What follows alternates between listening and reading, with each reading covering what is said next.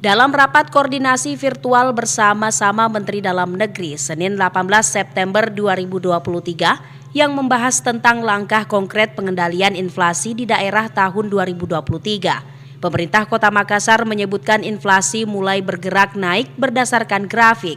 Hal ini karena adanya kenaikan harga yang signifikan pada komoditi beras.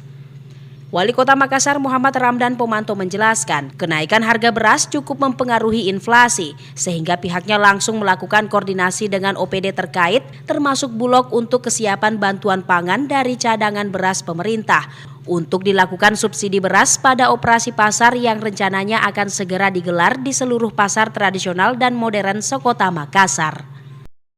Nah, makanya saya perintahkan di perdagangan operasi pasar di pasar.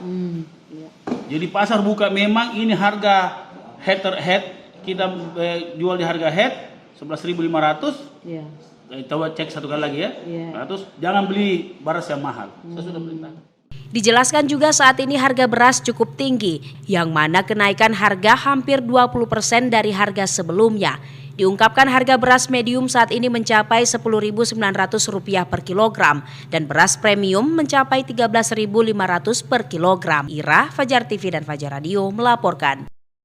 Terima kasih telah menonton. Jangan lupa subscribe, like, comment, and share. Saksikan terus informasi terbaru dengan menekan tombol lonceng hanya di channel Fajar TV.